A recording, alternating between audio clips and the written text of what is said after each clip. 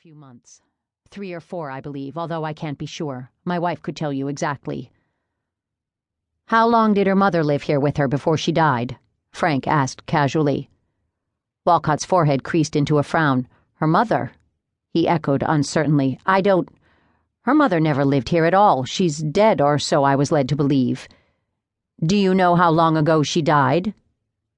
Walcott considered a moment. I'm sure I don't know exactly, but I gathered she'd been gone for a long while. Anna was all alone in the world and had been for some time. No dying mother. No operation. This explained a lot about Anna Blake. Was she employed? Not that I know of. Really, Detective, you should be talking to my wife. I didn't know Anna very well. She lived in your house, Frank reminded him. Yes, but I hardly ever do, Walcott replied. What do you mean by that? I mean I travel extensively. For your business, Frank guessed. No, I simply like to travel and do so at every opportunity. What business are you in? Frank prodded. Again, Walcott hesitated, but Frank thought he seemed slightly embarrassed. I don't have a business. You see, Mrs. Walcott's family left her a small inheritance. Not a lot, but enough that with our income from our lodgers, I do not have to be employed.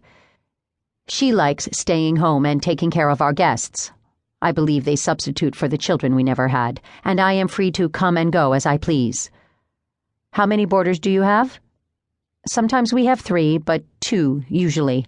I mean, Anna was one of them. Catherine Porter is the other at the moment. Now, I suppose we only have 1. Then you had an empty room, but I didn't see a sign advertising it, Frank noted. Oh, we don't put out a sign. We prefer to obtain our lodgers by recommendation. We set high standards, you see.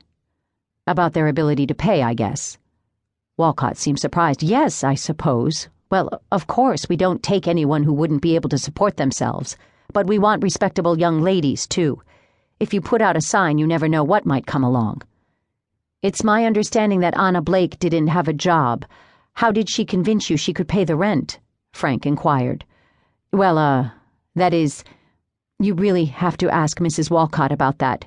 She handles all the arrangements. I don't involve myself in such matters. Frank was becoming annoyed with Walcott, but he didn't let it show. Tell me what happened the night Anna died. Now it was Walcott's turn to be annoyed, and he didn't bother to hide it. I don't know what happened. I wasn't here that night. Where were you? Traveling? He managed to make his skepticism known. Yes, I was in Philadelphia. Can you prove it?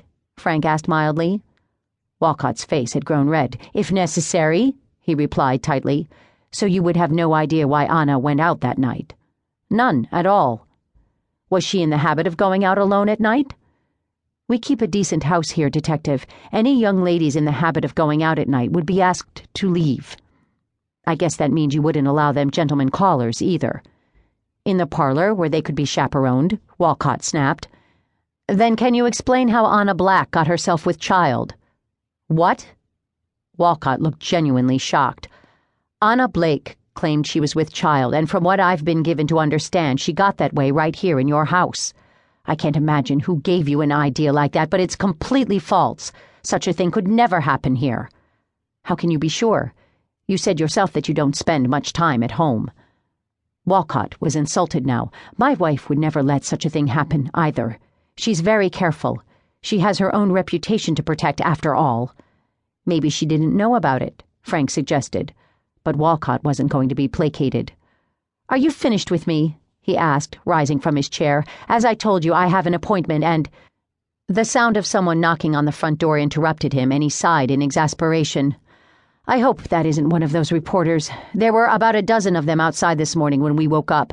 I thought they were going to break down the door.